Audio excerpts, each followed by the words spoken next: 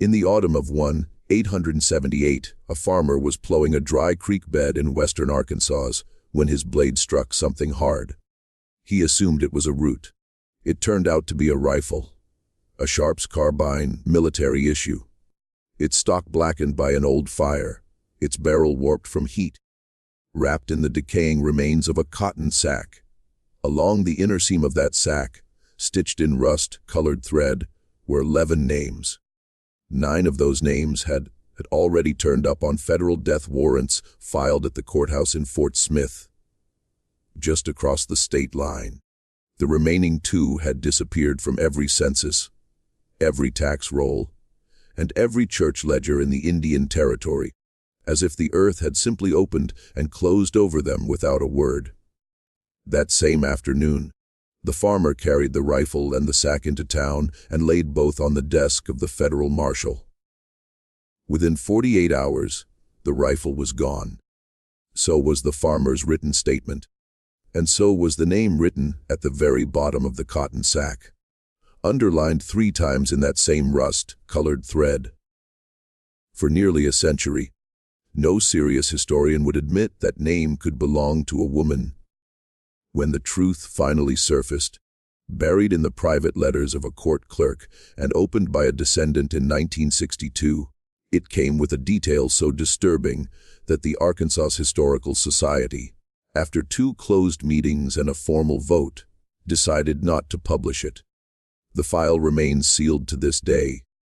Before we go on with the story of the woman the Choctaw Roads came to call Nanny, which means sparrow, the only bounty hunter on the American frontier, whose very name made outlaws bury their weapons in the dirt and flee to the Mexican border, do me a small favor. Subscribe to this channel so you don't miss any of these forgotten stories. And in the comments, tell me what state, country, or city you're listening from right now. I'm always amazed at how far these stories travel, and I read every single comment. To understand what this woman did and why the records of it are so deliberately broken, you first have to understand the country she did it in, the land between the Arkansas River and the Red River in the years after the Civil War was not a state. In any meaningful legal sense, it was not even America. It was the Indian Territory, a vast, unorganized expanse stretching across what is now eastern Oklahoma, set aside by treaty for the Cherokee, Choctaw, Chickasaw Creek, and Seminole nations after the forced removals of the 1830s. Because it was not a state, state law did not reach it. Because tribal courts held jurisdiction only over their own citizens, any person who was neither a tribal member nor a federal soldier could commit murder in broad daylight on a creek road at noon and walk away untouched by any sheriff. Every outlaw, deserter, horse thief, counterfeiter, bigamist arsonist, and runaway killer east of the Rocky Mountains knew this. They had known it since the war ended. By 1870, the territory had become the largest sanctuary for fugitives on the North American continent. Roughly 70,000 square miles, with a white criminal population estimated by the Federal Marshal's Office at more than 20,000 men. The only law that followed these men in was the United States Marshal Service, riding out of the federal court at Fort Smith, Arkansas, under a hanging judge named Isaac Parker. Over his 21-year career on the bench, Parker would sign the execution warrants of 79 men and preside over more than 13,000 cases. To enforce Parker's warrants across the territory, the marshals relied on a strange class of contracted riders called deputy marshals, about 200 of them at any given time. Beneath them was an even rougher class freelance bounty hunters, paid per living body delivered to the Fort Smith jail, and per corpse delivered with verifiable identification for the warrant attached. The pay was $2 for an arrest, plus 10 cents a mile, plus a share of whatever reward the fugitive's warrant carried. Most bounty hunters in the territory were ex-Confederate cavalrymen down on their luck, Chickasaw freedmen who knew the backcountry, Cherokee veterans of the Union Indian Home Guard, still young enough to ride hard, or former outlaws who had cut deals with Parker's Court to hunt their old partners for money. The average bounty hunter lasted about 4 seasons before being killed or crippled. Almost none survived a full decade, and almost every single one of them was a man. The woman the Choctaw Roads came to call Nanny did not fit a single one of those categories. She had been born into slavery in the Mississippi bottomlands around 1840. She escaped in the autumn of 1864 while Sherman's army was cutting through Georgia 600 miles to the east. She crossed the Mississippi River on a stolen flatboat that winter of her freedom. By the spring of 1869, she was living alone in a one-room cabin on the border between the Choctaw Nation and the state of Arkansas, keeping a Sharps carbine across her knees, a pair of Remington Army revolvers in a flour sack beside her bed, and a leather cord around her neck strung with 7 small bone beads. How she got from a cotton field in Yazoo County to that cabin on that border, and what she did once she arrived, is the question this story attempts to answer. It is not a pleasant question, and the answer, as far as the surviving records allow us to reconstruct it, is not a pleasant answer. Her name on the Carrick plantation ledger was Hester. No surname was recorded, because none of the Carrick people were given surnames in the plantation books. The plantation lay along a stretch of Yazoo River bottomland, about a day's ride northwest of Vicksburg, and was owned by a family named Carrick. Its patriarch, Thomas Carrick, had by the 1860 census brought the number of human beings he held in bondage to 163. Hester was 13 when she first appeared in the Carrick inventories as a field hand priced at $400. She was 24 when those inventories stopped being kept, in the summer of 1864. They stopped because by then Thomas Carrick had fled south to Alabama with his 2 unmarried daughters, a wagon of silver, and the plantation Bible, leaving behind an overseer named Abner Gossett in full effective command of the property and the 156 human beings still on it. Abner Gossett was the kind of man whose reputation does not survive in the polite histories written by his grandchildren, but does survive vividly and in terrible detail in the works. Progress Administration slave narratives collected by the Federal Writers Project in the 1930s. 3 different former Carrick people, interviewed independently in 3 different states over 2 years, described Gossett in nearly identical terms. He was a small man, no more than 5'6", with pale red hair thinning on top, pale red eyelashes, skin that burned easily in the sun, and a habit of smiling. A quiet, almost patient smile when he gave orders that would cause suffering. He kept a pack of 6 dogs, trained from puppies to catch runaways, and he had taught the lead dog to hold a grown man at the throat without closing its jaws. He kept a leather-handled, braided whip he had named, without any apparent sense of blasphemy, the preacher, and which he used with what one interviewed woman called a terrible, patient steadiness, as if reading a sermon aloud 1 verse at a time. He also kept a ledger of his own, separate from the plantation books, in which he recorded the punishments he had administered and the names of those who had been, in his own phrase, corrected. Hester's name appeared in that ledger more than any other. We know this not from the ledger itself. It was burned sometime in 1865, but from the testimony of a woman named Roa Green, who had been Hester's half-sister by their shared mother. In the spring of 1937, at age 91, Roa Green sat on the back porch of her granddaughter's house in Memphis, Tennessee, and talked for 4 hours into the microphone of a WPA interviewer named Lemuel Cross. The interviewer's typed transcript, now held in the Library of Congress, runs to 47 pages. 41 of those pages are about Abner Gossett. The other 6 are about what Hester did on the night she left. It was the second week of September 1864. The cotton was in. The war was 16 months from its end, though no one on the Yazoo River knew that yet. That afternoon, Gusset had ordered 3 men flogged publicly in the yard for stealing corn from the corn crib. By nightfall, they were locked inside the crib itself, a stone, walled, windowless building with a single heavy door, no water, and no treatment for the wounds on their backs. One of the 3 was Hester's younger brother, a young man of about 19 whose given name in the plantation ledger is recorded only as Cass. According to Roa Green, the moon that night was near full, but heavy cloud cover was moving in from the southwest. Hester waited without speaking, without eating her supper, without lying down on her pallet, until the cloud bank finally crossed the face of the moon a little before 2:00 a.m. Then she stood up. She took off her shoes because they made a sound on the boards. She walked barefoot, carrying nothing in her hands, across the plantation yard, through the kitchen garden, and up to the side door of the main house, where Abner Gusset slept alone in a ground floor bedroom. His wife had left him 3 years earlier and gone back to her mother's people in Tennessee. She did not speak. She did not scream. She did not, according to Roa Green, even breathe hard.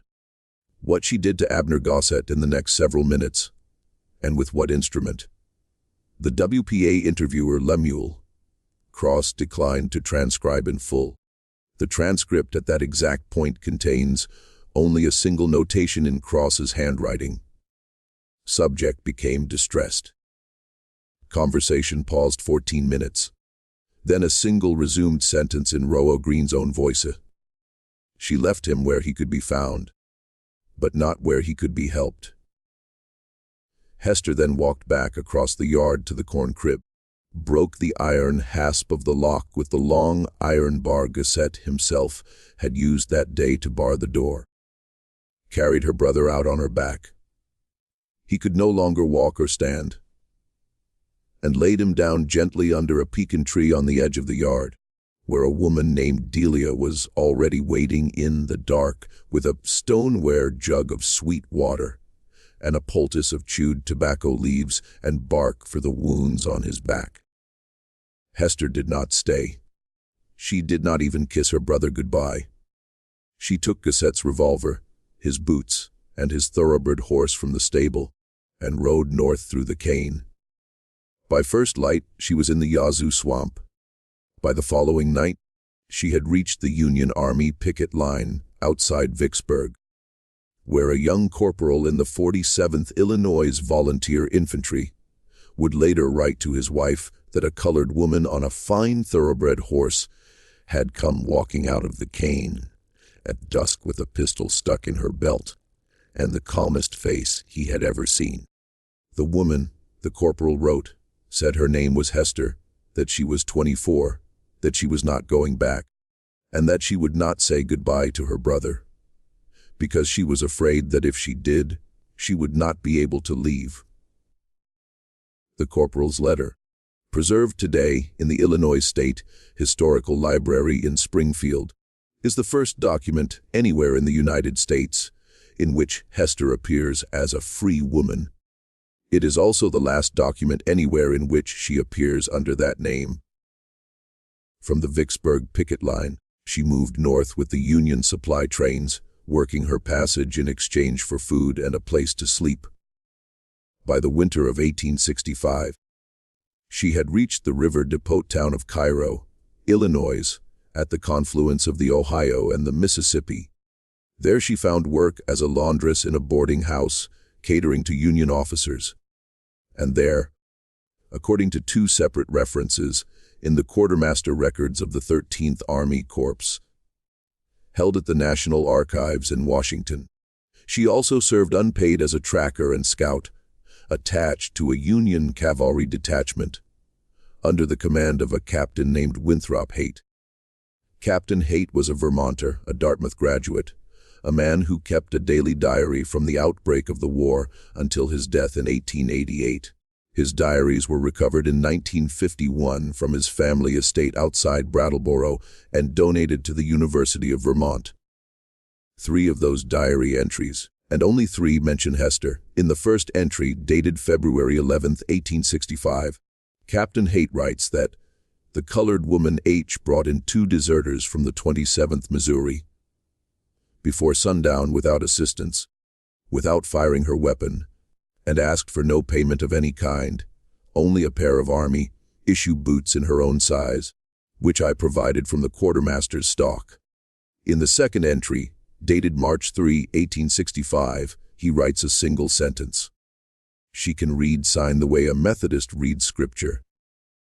In the third and final entry, dated April 19, 1865, 5 days after Lincoln's assassination and 10 days after Lee's surrender at Appomattox, Haight writes at length. He writes that H had come to him at dawn already dressed for the road with her horse saddled outside the tent, and had asked to be formally released from whatever informal service she was still rendering to the Army. He asked where she intended to go. She told him, in words he quotes directly, that she was going to find the man Gossett, whom she had left at Carrick the September before, and who she had only learned the previous week from a freedman passing through Cairo, had not in fact died of his wounds. He had been found by a Confederate field doctor on the road out of Vicksburg, nursed slowly back from the edge of death over the winter of 1864-65, and since the spring had joined a Confederate guerrilla band operating in the borderland between southern Arkansas and the Indian Territory under a false name. Captain Haight wrote that he tried for the better part of an hour to talk her out of it. He reminded her that the war was ending, that the country was exhausted, that a colored woman riding alone into that country would have no law to protect her, no friend to bury her, no witness to speak her name. She did not argue with him. She did not raise her voice. She simply listened until he was finished, thanked him for the boots and for the use of his horse, and walked out of his tent into the cold gray light. He never saw her again. Which brings us, by the long way around, to the Indian Territory and to the 5 years of her life between the spring of 1869 and the autumn of 1874, about which we know, all at once, the most and the least, and by a considerable margin, the most disturbing things. Between those 2 dates, a woman answering her description appeared and reappeared in the court records of the federal court at Fort Smith. Always at a distance, never directly. She never testified in open court. She never signed her own name to any document. She never accepted payment in person from any federal officer. She collected her bounties entirely through an intermediary, a Choctaw freedman named Isham Folsom, who had fought in the Union Indian Home Guard during the war and by the late 1860s had settled on a small farm at Scullyville, earning a quiet supplementary income as her banker, and go-between with the marshals. The court clerk's ledgers record that in those 5 years, bounty payments totaling $4,611.27 were paid to Isham Folsom on warrants served by, in the clerk's consistent phrasing across more than 30 separate entries, the colored female tracker known as Nanny. That was an enormous sum for the period, roughly the lifetime earnings of a skilled tradesman. It represented the capture or killing of at least 31 federal fugitives. She operated alone, no partner, no posse, no backup of any kind. She rode a succession of different horses, never keeping the same animal longer than a season, because she knew that a horse was the first thing an outlaw would recognize on a road. She wore, according to 3 surviving eyewitness accounts of her at work, a long man's wool coat dyed black with walnut hulls to kill the shine, a wide, brimmed black felt hat pulled low against the sun, heavy broken in boots and around her neck under the coat, a thin leather cord from which hung 7 small, notched bone beads. No one who saw her ever saw her without that cord. The whispered rumor among the outlaws of the territory was that the beads were one for each of the 7 men she was still looking for. She did not take the men she wasn't looking for, and she turned them in alive when she could. Significantly more often than the men of her trade, she accepted the lower bounty rather than deliver a corpse. But when it came to one of the 7, she did not bring him in alive. She did not bring him in at all. When she found one of the 7, the body was never seen again. The horse would walk into a settlement days later. The cabin would be found undisturbed. The trail in the dirt would simply stop, and a single-filed bone bead would be left somewhere at the scene, smooth and pale against the dark ground. The first of the 7 to be crossed off her list was a Missouri guerrilla named Jubal Creech, a man who had ridden with Quantrill's raiders during the war, been at the Lawrence Massacre of 1863, according to 2 sworn depositions, and afterward joined the same Arkansas Indian Territory brush band as Abner Gossett.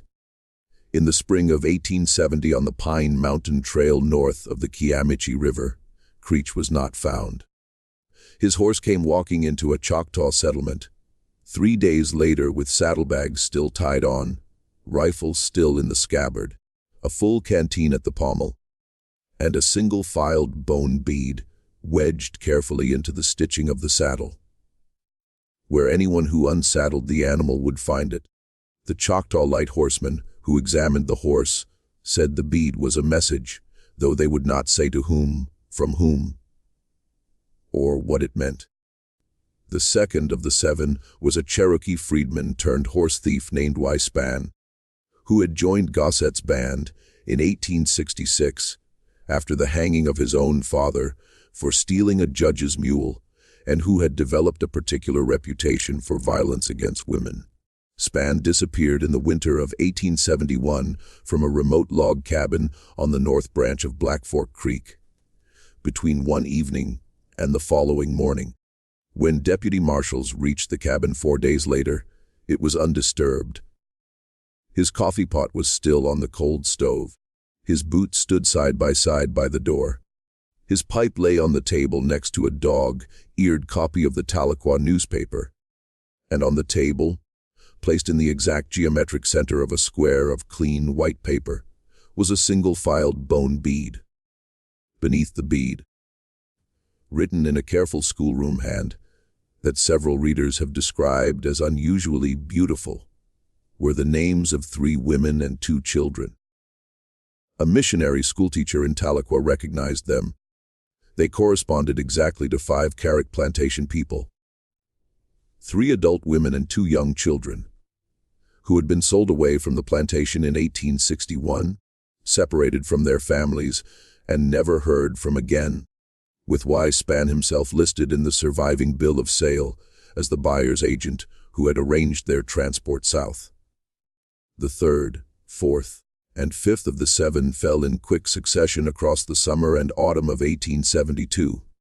In each case, a filed bone bead was left where the body should have been. In each case, the man had confessed to some priest, friend, or drinking companion that he had been present at the Carrick plantation during a specific act of cruelty committed against Hester's mother, whose name in the Carrick inventory of 1854 was recorded as Tempe. And in each case, the trail followed by deputy marshals simply ended at a riverbank, a sinkhole, or the edge of a cotton field, as if the man had walked into the ground and the ground had politely closed over him. By early spring 1873, the 2 names remaining on Hester's bone cord were Abner Gossett himself and a man about whom I have to warn you now. The surviving records are so fragmentary, so deliberately redacted, so carefully and institutionally broken, that we cannot even be entirely certain of his real name.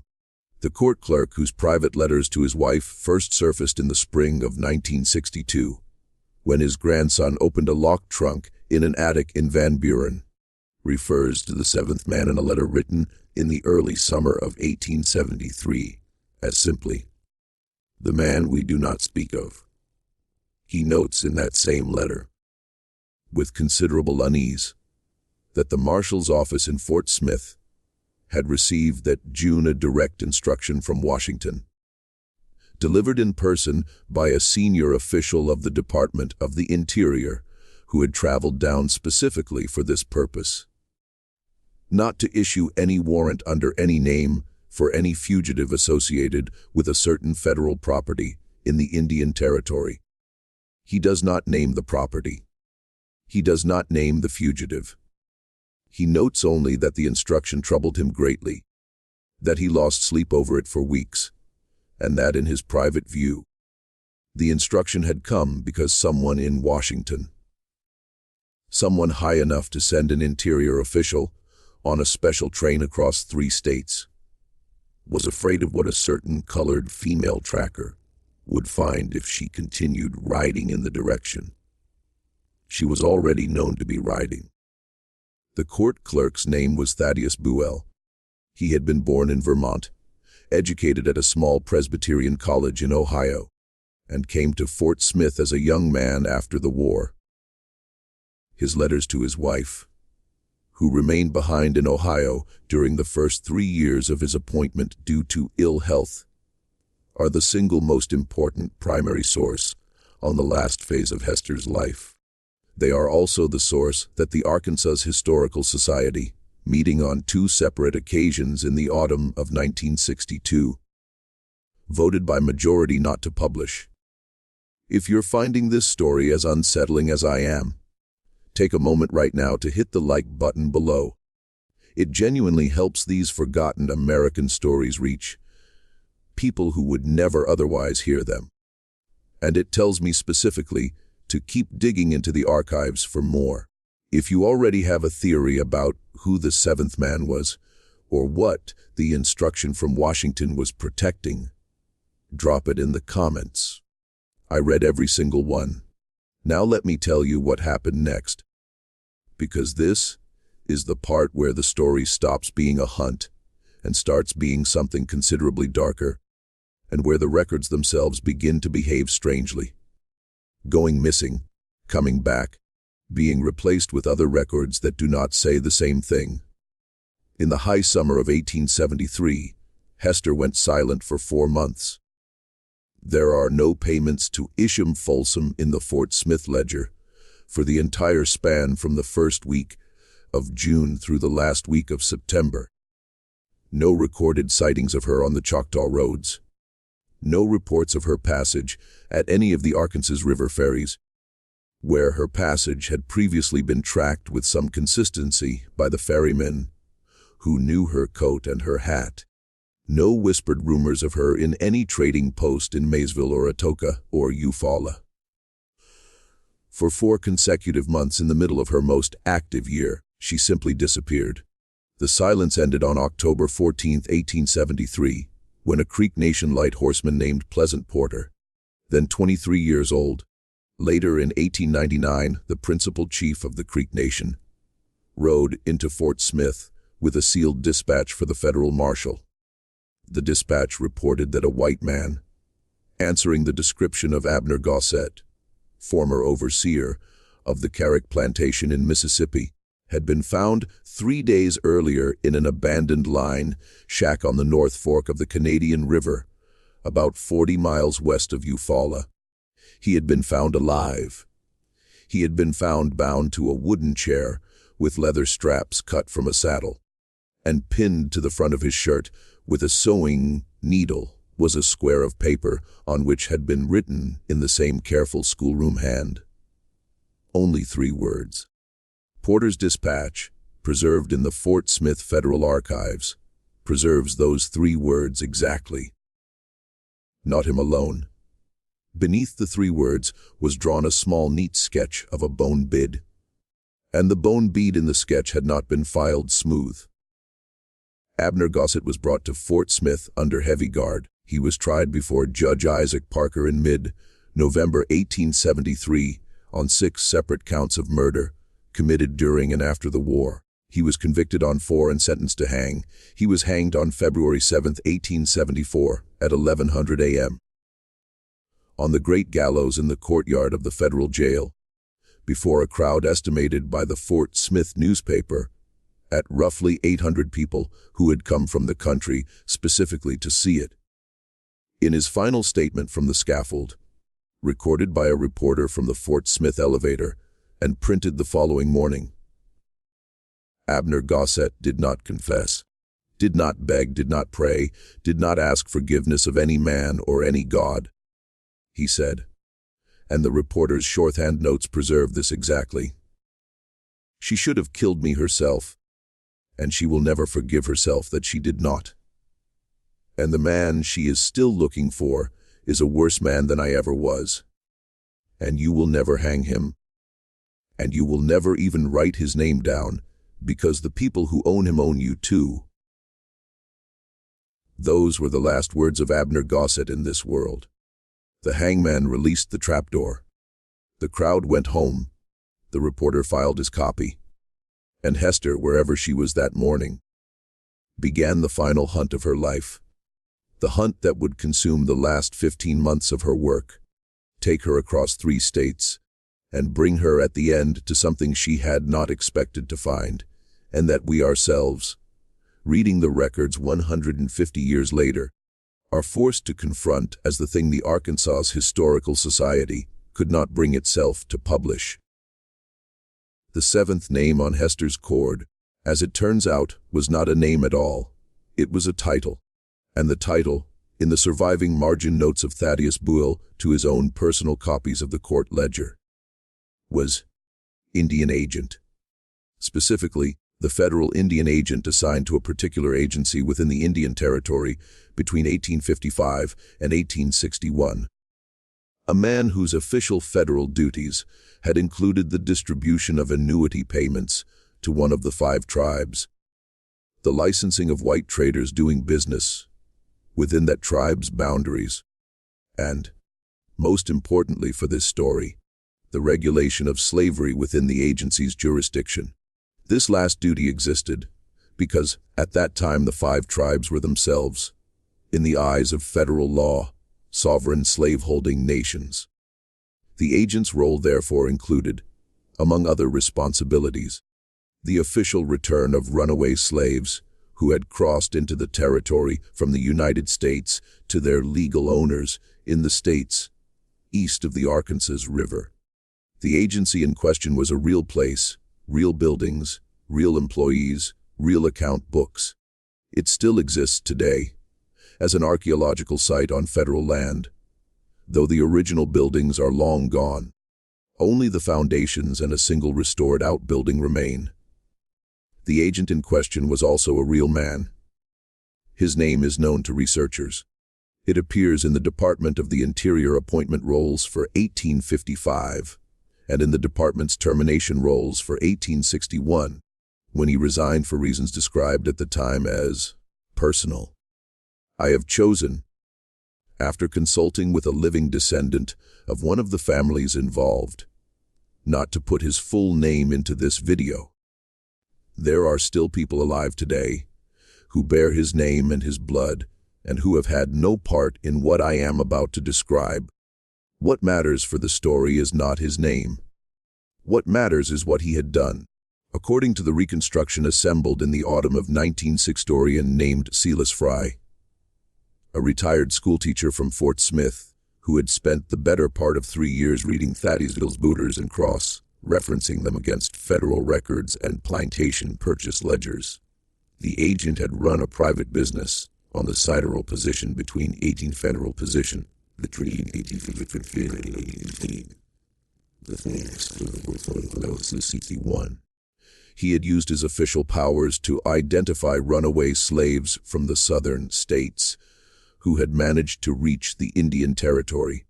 He had captured those runaways with the help of a small standing group of 4 or 5 hired men inside the boundaries of his own agency. And he had then sold them, not back to their original owners, which would have required paperwork and would have been noticed, but to entirely new slaveholders in Texas and Arkansas, at a substantial personal profit that he pocketed directly and never recorded in any official ledger. The business was illegal under both federal law and tribal law.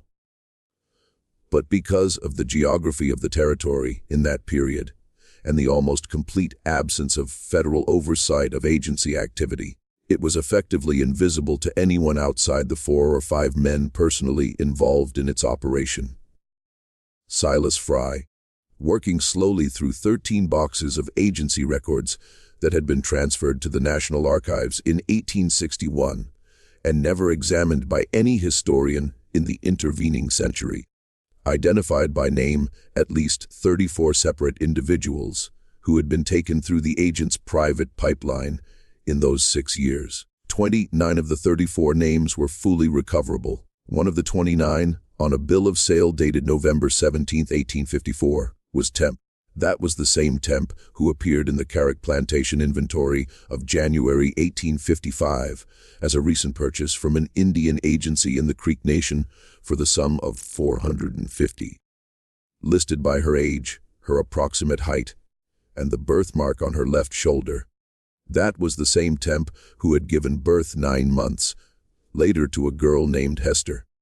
That was the same Temp who had died at Carrick in the late spring of 1858 under circumstances the plantation recorded officially as fever, but that the WPA narratives collected 79 years later from 3 separate witnesses describe in terms no serious historian has ever treated as fever.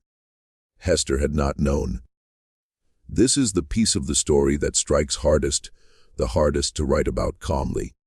The records we have suggest strongly that Hester had believed her entire life, from her earliest childhood memory on the plantation until the late summer of 1873, when she was already 33, that her mother had been born at Carrick, lived her whole life there, died there, and had never seen any other piece of ground in the world.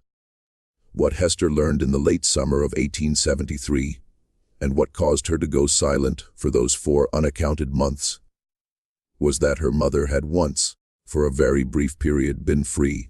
Her mother had been born into slavery on a cotton plantation in Monroe County, Alabama, in 1834. She had escaped from that plantation at age 19 in the early spring of 1853, walking west for 41 nights across Mississippi and Louisiana and the eastern edge of Texas. She had made it to the Creek Nation in the late summer of that same year. She had been alive and free and safe in the Indian Territory for 10 full months. And then, in the early autumn of 1854, a federal Indian agent had hunted her down inside a Creek freedman's cabin, where she had been taking shelter, put her in a wagon at gunpoint with 3 other captured runaways, driven the wagon 180 miles to a plantation landing on the Yazoo River, and sold her to Thomas Carrick for $450 in gold coin. 9 months later, she gave birth at Carrick to a daughter she named, in a moment no one on the plantation understood at the time, Hester, which in some old traditions is a name given to children who are hoped for and waited for, and carried a long way before they arrive. 4 years after that, in the spring of 1858, she was dead. The man who had sold her was, in the late summer of 1873, still alive. He was living comfortably on a federal pension under his own name in a small town in eastern Arkansas, under the explicit protection of the instruction from Washington that Thaddeus Buell had noted with such unease in his letter to his wife. And Hester, in the late summer of 1873, having at last learned his name from sources the records do not preserve, rode east out of the Indian Territory toward that small town in Arkansas to find him. She found him in December. We know this because Dr. Josiah Alden, a physician in Fort Smith whose professional casebook, bound in black cloth, survives in the special collections of the University of Arkansas Library, recorded on December 17 that he had been summoned at 2:00 p.m. to a boarding house on the Van Buren Road about 6 miles from the edge of town to attend a white man suffering from what the doctor described as a gunshot wound of the lower abdomen, inflicted at very close range with a large caliber weapon. The wound was consistent, in the doctor's professional opinion, with a Remington Army revolver fired at a distance of less than 6 feet. The doctor also described a second wound on the same patient, which he declined to describe in any detail, writing only that it was ritual mutilation of a character so distressing and so deliberate in its execution that I will not commit it to writing in any chains book that my another fits be read by another physician or by another physician or by a family member of the deceased at a later date.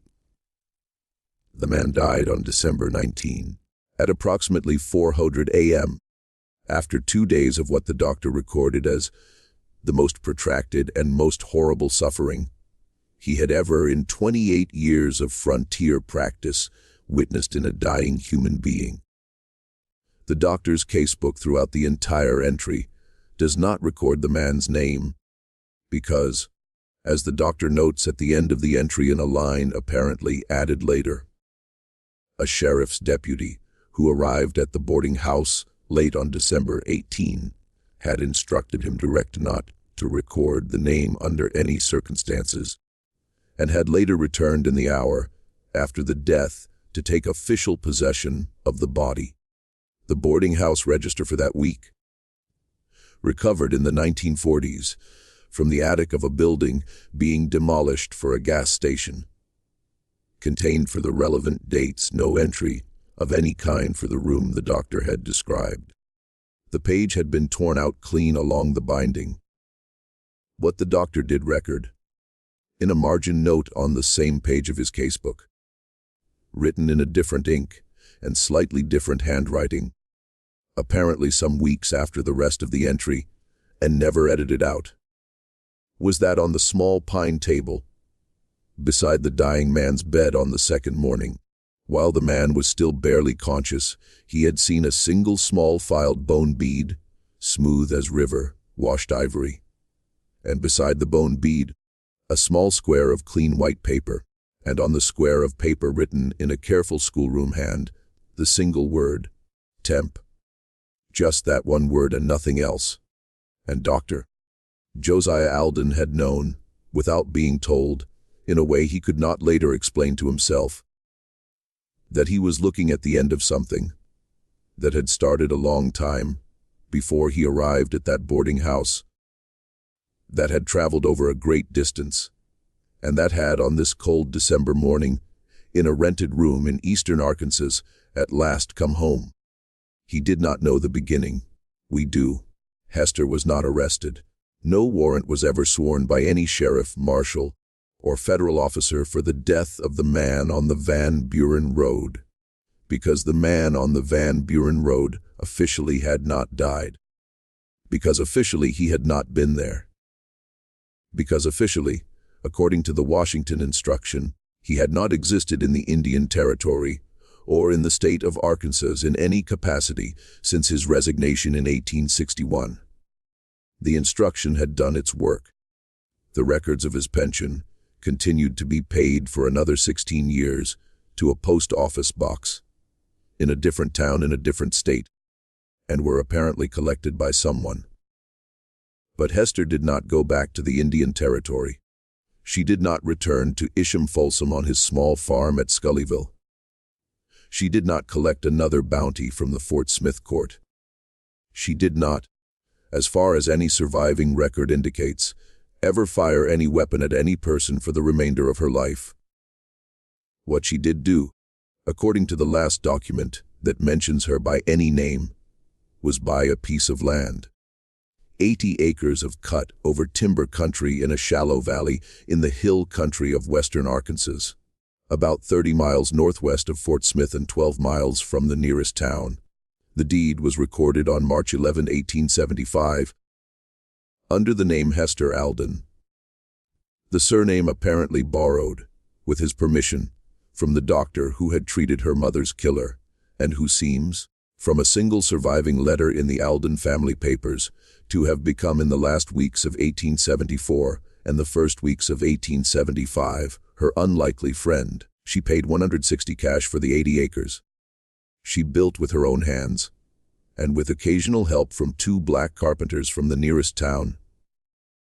A small 2-room frame house on the land, with a stone chimney and a good well. She planted an orchard of Arkansas's black apple trees. She kept bees, 9 hives by 1878, and sold the honey in jars at the Saturday market in the nearest town. She is recorded in the 1880 federal census of that county as a widow, black, approximately 40 years old, occupation farmer, living alone, unable to read or write, which was not true, but was what she told the census taker.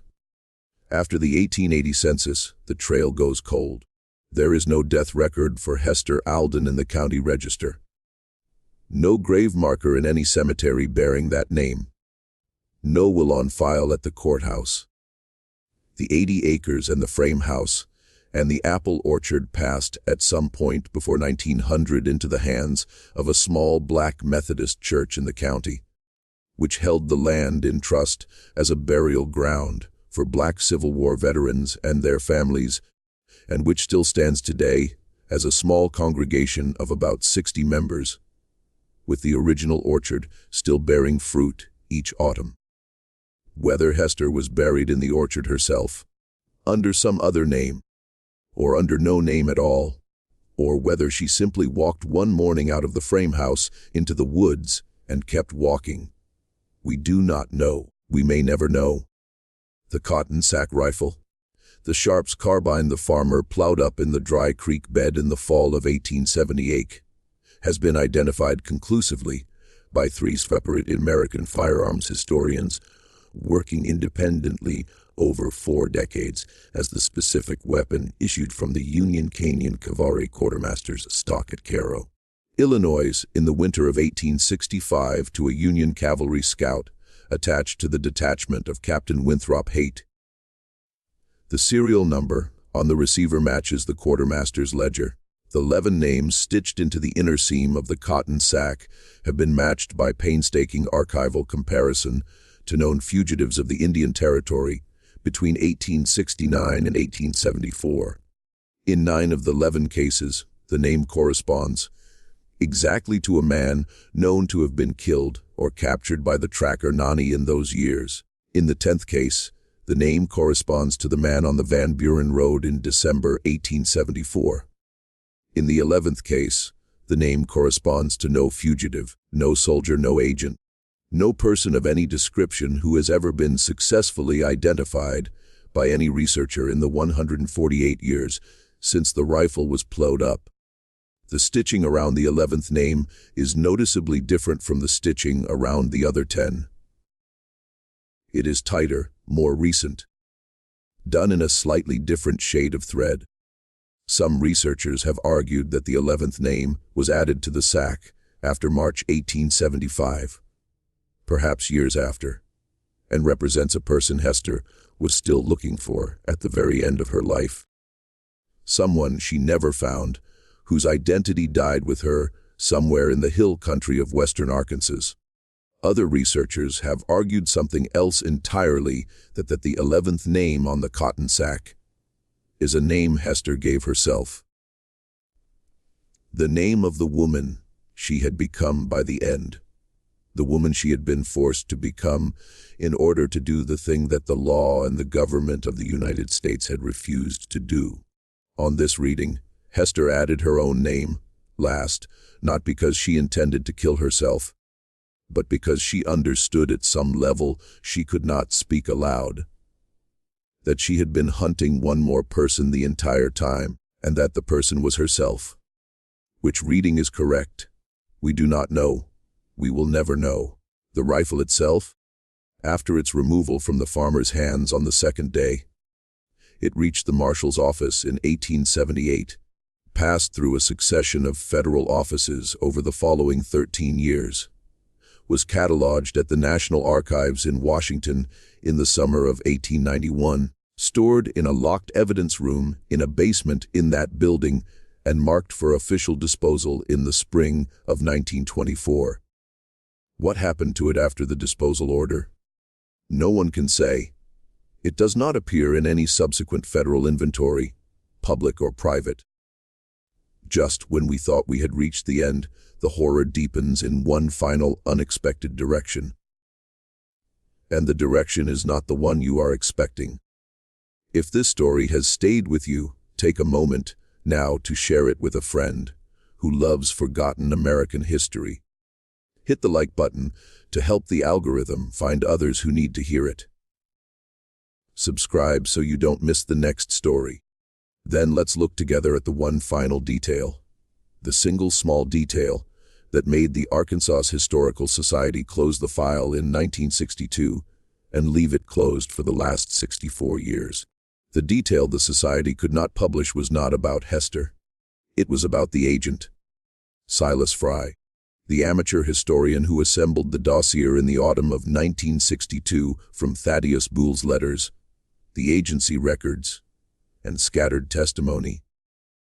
Had in the course of his research tracked down, through the slow work of genealogy and county probate records, a living descendant of the agent's family. She was a woman in her late 60s, the agent's great-granddaughter, a retired schoolteacher like Fry himself, living alone in a small white frame house in a small town in southern Arkansas. Fry wrote to her, explained the nature of his research in general terms without revealing the worst of what he had found, and asked whether any family papers survived from her great-grandfather's time in federal service. She wrote back within a week. There was a trunk in the attic. It had been in the family since the agent's death in 1893. No one had ever opened it, so far as she knew. She invited Fry to come and help her open it. Fry drove down on a Tuesday in October 1962. He spent the better part of a Wednesday afternoon sitting with the elderly great-granddaughter on the floor of her small, overheated attic, going through the contents of the trunk piece by piece. Most of what they found was expected. Family photographs, daguerreotypes and tintypes of men and women in high collars, some named on the back in pencil, some not.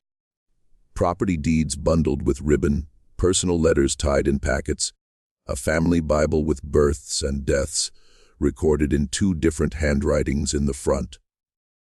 And at the very bottom of the trunk, wrapped in a yellowed pillowcase folded 4 times, was a single small cloth bag about the size of a man's fist, stitched shut at the top with neat black thread.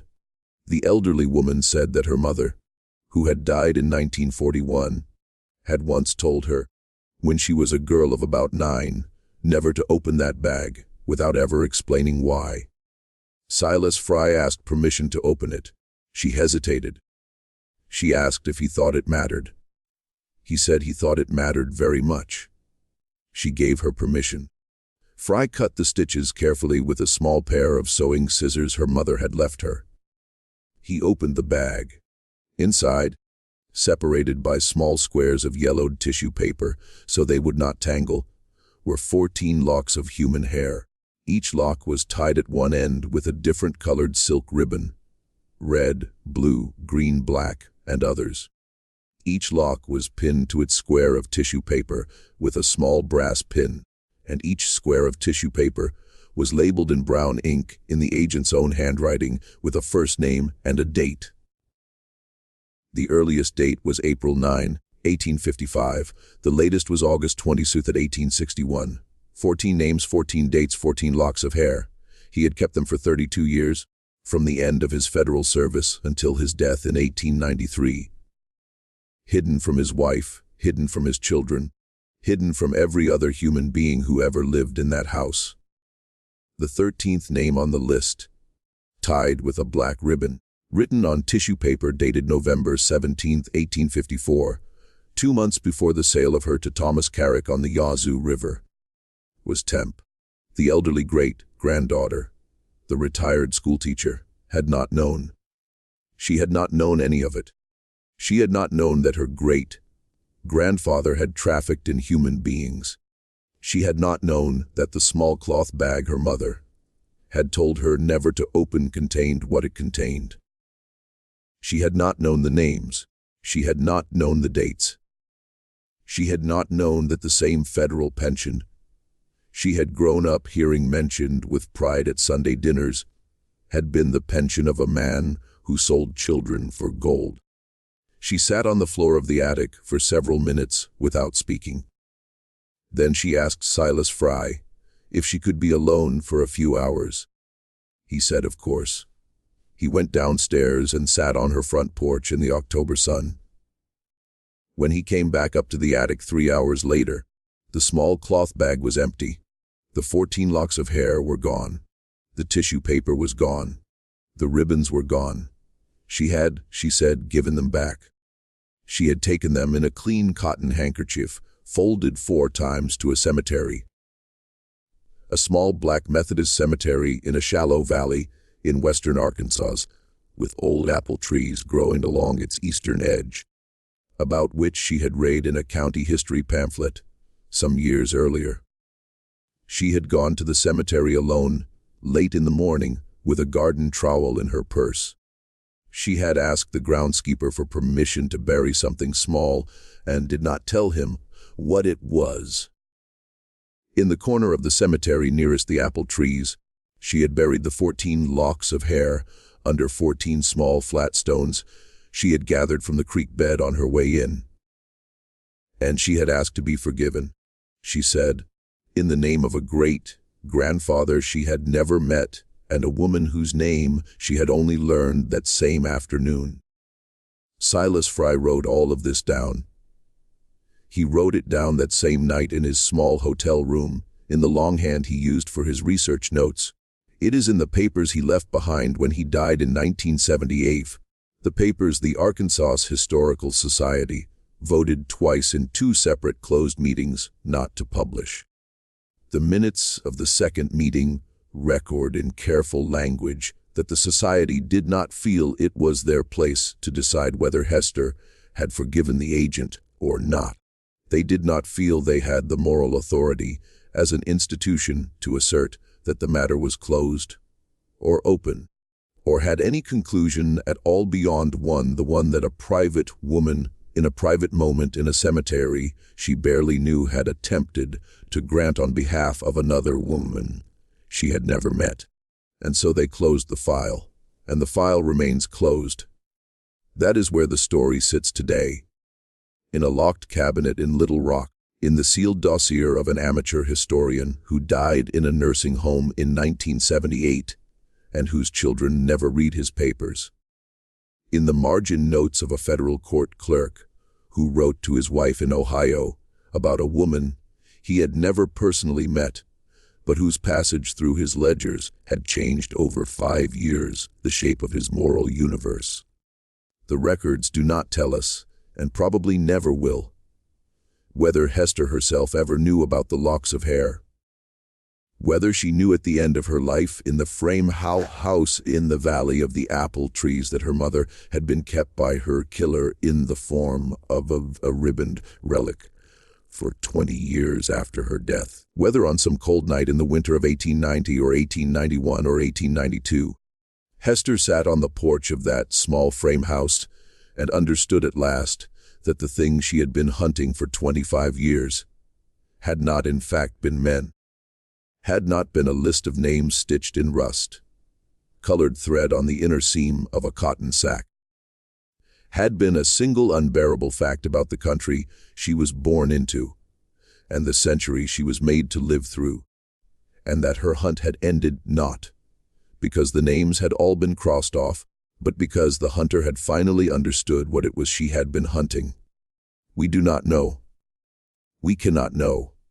We can only guess, and the guess, when we allow ourselves to make it, carries the weight of every person whose name never made it into a ledger, whose hair was never kept, whose child never learned that her mother had once, for 10 short months in a Creek freedman's cabin in the autumn of 1853, been free. This story shows us something about the country we live in that our official histories do not like to tell us plainly. It shows us that justice, when denied by the law and the government, is sometimes taken up in secret by the very people the law and the government have chosen to abandon.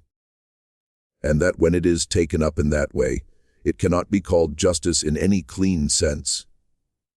But it cannot be called anything else either.